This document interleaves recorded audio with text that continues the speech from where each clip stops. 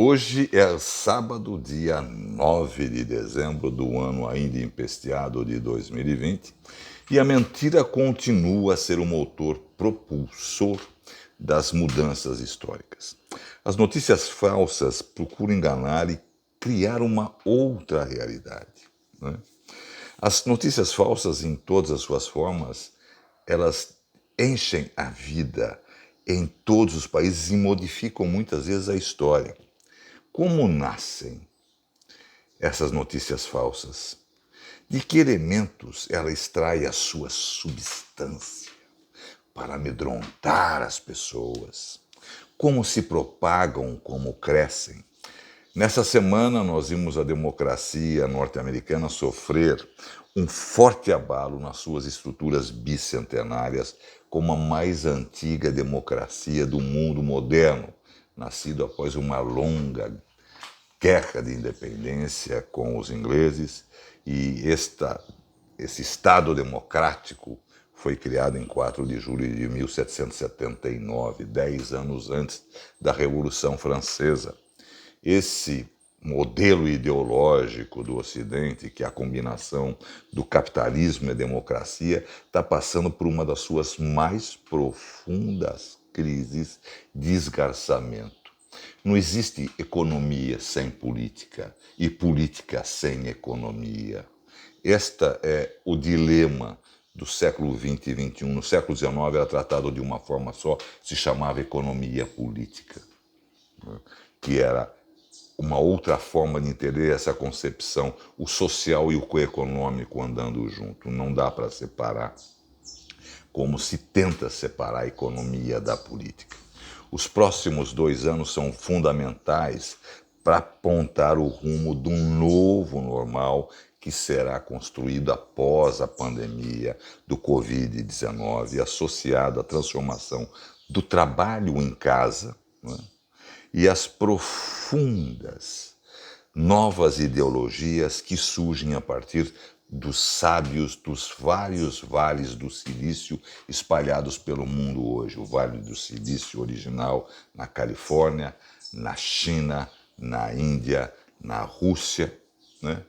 Quase todos esses vales do silício, esses grandes vales do silício, lá no Oriente, estão entre os países do BRIC, do qual o Brasil pertencia, mas o tenentão fez questão de se isolar totalmente, né, por questões ideológicas. Mas para enfrentar esse desafio aí, continuamos na nossa trincheira aqui, também ideológica, para combater que se é só a poesia nos salvará de tanta imbecilidade que nos ronda. E hoje eu apresento para vocês um poeta que foi uma surpresa para mim, uma surpresa muito grande. É um morador de rua, né? E quando eu li os seus haikais e os seus poemas curtos, realmente eu fiquei impressionado. O nome dessa personagem, que é uma figura, ele é um alcoólatra que dorme nas ruas de São Paulo e também nos abrigos entre a Lapa e a Barra Funda, se chama Eugênio Ramos Gianetti. Durante todo o dia ele vagueia pelas ruas por anos e dormiu debaixo de calçadas, né, e marquises nos vão de viadutos, e segundo ele relatou, ao ser entrevistado recentemente, até mesmo passando noites em cemitérios, disse ele. Entregue ao consumo desmedido de álcool, ele passou por pneumonia, tuberculose e outros males. Apesar, né, disso tudo, em 2008, ele continuou sobrevivendo, que é como ele diz que é sobreviver, é sobrevivendo. E, inclusive, ele publicou o primeiro livro dele em 2018 com esse título, Sobreviver. E ele prepara o seu segundo livro pela própria editora Patuá, que lançou esse primeiro livro dele, para esse ano, e o título se chama Atoleiros deste livro. Vamos torcer para que chegue o mais breve possível às livrarias esse novo livro do Gianetti.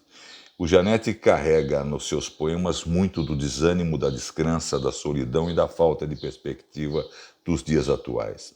As suas quedas, ruínas, as memórias mais difíceis, as mentiras, náufragos, tudo para ele serve como matéria de poesia. Ele tem uma vida, inclusive, triste. Ele tem 2 filhas, já com a idade de 40 anos, mas diz ele que saiu de casa e praticamente esqueceu a família, a mulher, as filhas, inclusive uma delas mora em Milão, e ele nunca mais teve contato e foi morar na rua, mas ele se mostra um poeta incrível, de quem o entrevistou, diz que ele é uma figura muito fechada, não conversa com ninguém, não é? E se abre quando ele bebe, não é? Ele bebe todo dia, mas mesmo assim ele bebe mudo. Inclusive ele costuma frequentar muito as bibliotecas do Sesc do Centro, né? E dos 2 asilos, os hotéis onde ele permanece, nesses asilos. Eu vou ler para vocês alguns desses poemas curtos, que eles não têm títulos, do Eugênio Ramos de Gianetti, que são maravilhosos. O primeiro é assim: eu menti. O tempo não cura nada, nem apaga nada. Às vezes borra com luz a tela negra da dor. Eu menti. Basta suportar o insuportável, basta tolerar o intolerável, cumprir seu luto como cor e verbo. Mistura de aromas, almíscar, sândalo, jasmim, mijo, bosta, gás carbônico, minha querida cidade, puta velha e solitária. Ela era o arco do desejo, eu era a corda retesada. Então o arco se partiu e a corda rebentou. Não sinto falta de ninguém. Não tento mais unir o interior com o exterior. Minha vida se tornou uma ponte submersa. Amanheceu outra vez, a luz do dia espreguiça e boceja. Em breve, vozes incrédulas se juntarão a vozes brandas, que se juntarão a vozes inumanas. Minha sombra será outra vez pisoteada nas calçadas. Roubaram outra vez outros tantos poemas meus. Não importa, faz parte, vou semeando devagar entre a bandidagem e a imundície, o epicentro não na superfície, mas dentro. Só a poesia nos salvará.